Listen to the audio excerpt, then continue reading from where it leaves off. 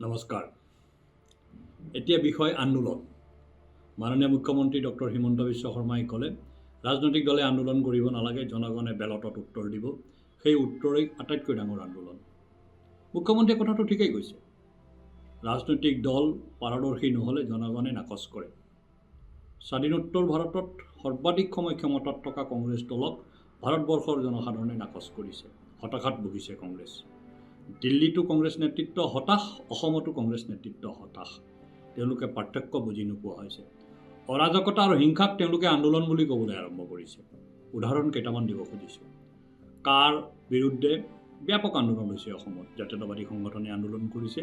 কা implement হ'ব নালাগে, কা প্ৰয়োগ হ'ব নালাগে, কাক বাতিল কৰিব লাগে, সেয়া আছিল দাবী।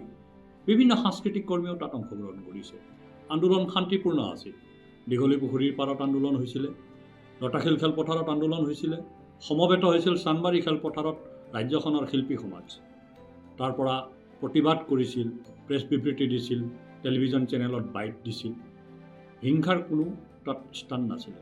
হঠাৎ প্ৰৱেশ ঘটিল কংগ্ৰেছৰ। কংগ্ৰেছে সেই আন্দোলনক হিংসাত্মক ৰূপ দিলে। যুৱক কংগ্ৰেছৰ তদানীন্তন নেতাজনে কলাক্ষেত্ৰ আক্ৰমণ কৰিলে, জাপি গচকিলে। তাত থকা অসমৰ ময়ূৰসকলৰ প্ৰতিমূৰ্তি ভাঙি পেলালে, তেওঁলোকৰ প্ৰতিচ্ছবি ভাঙি পেলালে। কলাক্ষেত্ৰত অগ্নিসংযোগ কৰাৰ প্ৰয়াস চলিল। কলাক্ষেত্ৰক লণ্ডভণ্ড কৰা হ'ল। কংগ্ৰেছে তাক আন্দোলন বুলি কয়। আমাৰ দৃষ্টিত সেয়া আন্দোলন নহয়, সেয়া অৰাজকতা, সেয়া হিংসাত্মক কাৰ্যকলাপ। গান্ধীয়ে অহিংসাৰ কথা কৈছিল। কংগ্ৰেছে সঘনাই গান্ধীৰ নাম লয়। মহাত্মা গান্ধীৰ নাম বিক্ৰী কৰিয়েই কংগ্ৰেছ আজিৰ তাৰিখলৈকে ৰাজনীতিত তিষ্ঠি আছে। আৰু সেই গান্ধীৰ আদৰ্শকে কংগ্ৰেছে প্ৰতি পল, প্ৰতি সময়ত, প্ৰতিটো মুহূৰ্তত ভৰি দিয়ে গোচাকে। নাথুৰাম গডছে গান্ধীক গুলীয়াই হত্যা কৰিছিল। কংগ্ৰেছে গান্ধীক আদৰ্শগতভাৱে হত্যা কৰিছে। 1951 চনৰ পৰা আজিলৈকে গান্ধীৰ প্ৰত্যেকটো নীতিক কংগ্ৰেছে ভৰিৰে গচকিছে, ভৰিৰে মোহাৰি পেলাইছে। আন্দোলন মানে পৰিৱৰ্তন বিচৰা হয় আন্দোলনৰ জৰিয়তে। জনসাধাৰণে আন্দোলন কৰে পৰিৱৰ্তন বিচাৰে।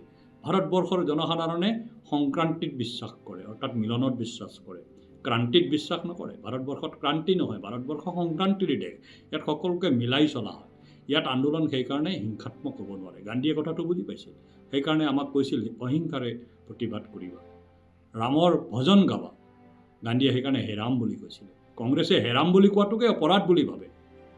কংগ্ৰেছৰ মুখ্য কাৰ্যালয়ত আজিলৈকে দীপাৱলী তেওঁলোকে পাতা নাই। তেওঁলোকে ইফতাৰ পাতে। তেওঁলোকে গুৰু দুজনাৰ তিথি নাপাতে। পাতিলে তেওঁলোকক পাপে চুব। সেই কংগ্ৰেছে আকৌ কয় হিংসা আৰু অহিংসাৰ কথা। কা আন্দোলনৰ কথা মই ক'লোঁ। এই কথাটো এইকাৰণেই ক'ব লগা হৈছে, ভূপেন বৰাই মাননীয় মুখ্যমন্ত্ৰীয়ে কোৱা এটি বাক্যক অপব্যাখ্যা কৰিছে। সেইজন ভূপেন বৰা, যিজন ভূপেন বৰাই গৰুসুটি উচ্ছেদৰ সময়ত মংগলদৈলৈ গৈ নিজৰ কাপোৰ কামিজ ফালি দিছিলে, হিংসাৰ প্ৰতি মানুহক উচতনি দিছিলে, কৈছিলে মানুহ ৰাজপথলৈ ওলাই আহিব লাগে। কিন্তু সমান্তৰালভাৱে মংগলদৈ চিপাঝাৰত কি হৈছিল? গৰুসুটি উচ্ছেদৰ পিছত স্বাধীনোত্তৰ ভাৰতৰ ইতিহাসত প্ৰথমবাৰৰ বাবে জনসাধাৰণ ৰাজপথলৈ ওলাই আহি প্ৰশাসনক জিন্দাবাদ ধ্বনি দিছিল। অসম পুলিচ জিন্দাবাদ বুলি কৈছিল তেওঁলোকে। পুলিচৰ নামত জিন্দাবাদ ইয়াৰ পূৰ্বে কেতিয়াও হোৱা নাছিল। কিন্তু প্ৰথমবাৰৰ বাবে চিপাঝাৰ মংগলদৈ ৰাইজে জিন্দাবাদ দিছিল। সেই কথা ভূপেন বৰাৰ সহ্য হোৱা নাছিল। ভূপেন বৰা লৰ মাৰিলে গুৱাহাটীৰ পৰা মংগলদৈ পালেগৈ আৰু নিজৰ কামিজটোকে ফালি মানুহক হিংসাত্মক হ'বলৈ তেওঁ উচতনি দিলে। চৰকাৰৰ বলিষ্ঠ পদক্ষেপৰ বাবে মানুহ হিংসাত্মক নহ'ল।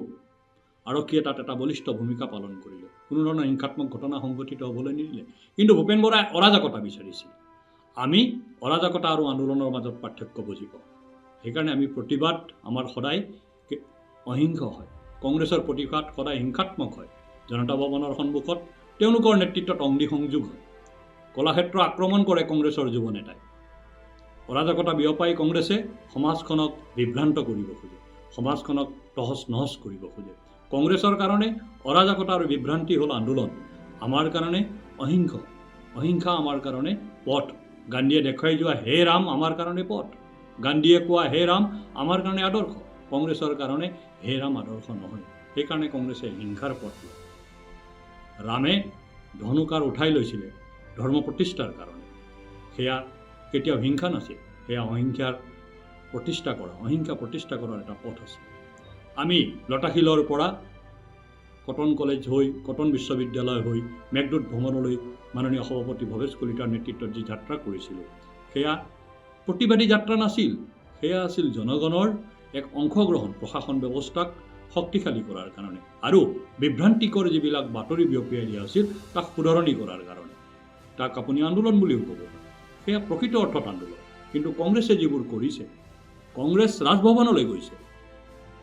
কোনদিনাখন গৈছে? যিদিনা ৰাজ্যপাল ৰাজভৱনত আছিল। ঘৰৰ গৰাকীজন নাই আৰু তেওঁলোকে ঘৰৰ গৰাকীক লগ ধৰিবলৈ গৈছে। তাতকৈ ডাঙৰ কথা কিবা হ'ব পাৰে নেকি? ইমান বিভ্ৰান্তি, ইমান অৰাজকতা, কেৱল অৰাজকতা বিয়পাবৰ কাৰণে কংগ্ৰেছে আন্দোলন কৰে, মাৰ্চ কৰে। আমি তাৰ বিৰুদ্ধে, মাননীয় মুখ্যমন্ত্ৰীয়ে তাৰ বিৰোধিতা কৰিছে। তাৰ পৰিৱৰ্তে তেখেতে কৈছে বেলটৰ সহায় লোৱা, জনগণৰ ওচৰলৈ যোৱা। বহলাই কোৱাৰ নিশ্চয় প্ৰয়োজন নাই। কংগ্ৰেছৰ এই নীতি, অৰাজকতা বিয়পোৱাৰ নীতি, হিংসা বিয়পোৱাৰ নীতি জনগণে ইতিমধ্যে নাকচ কৰিছে। দেশৰ সৰ্বত্ৰে নাকচ হৈছে। সেয়া গুজৰাটত নাকচ হৈছে, মহাৰাষ্ট্ৰত নাকচ হৈছে, হাৰিয়ানাত নাকচ হৈছে, দিল্লীত নাইকিয়া হৈছে কংগ্ৰেছ, পাঞ্জাৱতো নাইকিয়া হৈছে, অসমততো কংগ্ৰেছৰ অস্তিত্বই নাই। গতিকে কংগ্ৰেছ এক হাহাকাৰত ভুগিছে, হতাশাত ভুগিছে আৰু তেওঁলোকে যি মন যায় তাকেই ক'বলৈ লৈছে। আন্দোলন হ'ব লাগিব, আন্দোলন হ'বই, কিন্তু অহিংসাৰ আধাৰত, হে ৰামৰ আধাৰত, হে ৰামৰ আহ্বানত। অৰাজকতা আৰু বিশৃংখলতাৰে কেতিয়াও আন্দোলন নহয়। কলাক্ষেত্ৰ ভাঙি, কলাক্ষেত্ৰ আক্ৰমণ কৰি, জনতা ভৱনৰ সন্মুখত অগ্নিসংযোগ কৰি কেতিয়াও আন্দোলন হ'ব নোৱাৰে। সেই আন্দোলনক অসমৰ জনসাধাৰণে 2021 চনত নাকচ কৰিছে, 26ত আকৌ নাকচ কৰিব।